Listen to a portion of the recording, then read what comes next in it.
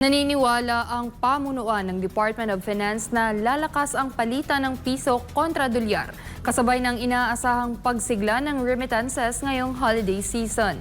Samantala, posibleng mag-usap ang DOF at Bureau of Customs para matiyak na makakarating sa pamilya ang balikbayan boxes na ipinapadala ng overseas Filipino workers. Si Crezeline Catarong sa report.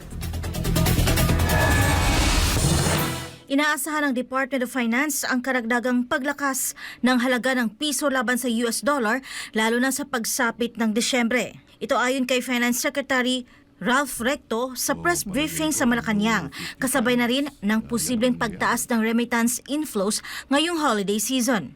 More or less 55-30, hard to tell, but I think it will be a bit stronger than where you are today. Ipinaliwanag ni Recto na karaniwang lumalakas ang local currency laban sa dolyar sa pagtatapos ng taon habang mas maraming overseas Filipino workers ang nagpapadala ng pera sa Kapaskuhan. Binigyang diin ng kalihim na ang pang-seasonal na pagtaas ng halaga ng piso kahit na hindi paborable para sa exporters ay magkakaroon naman ng positibong epekto sa halaga ng mga imported na produkto. Nakakatulong yung paglakas ng piso sa inflation din. Okay? So right now, nasa 55.80 if I'm not mistaken. Seasonal din yan, lumalakas ang piso pag Pasko. So palagay ko, lower 55s, yan ang mangyayari. So makakatipid tayo sa mga importation natin.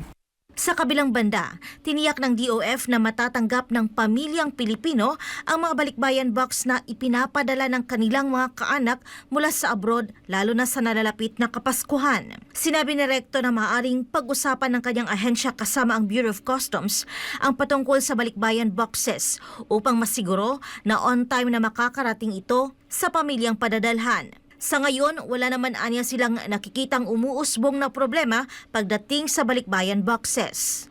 Siguro pwede namin pag-usapan ng BOC Commissioner, pero from what I know, we don't have a problem right now as far as yung mga balikbayan boxes are concerned. So yan naman, logistics issue yan.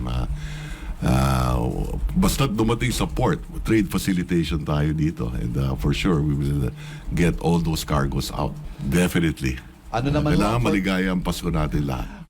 Para sa Diyos at sa Pilipinas kong mahal, Crezeline Catarong, SMNI News.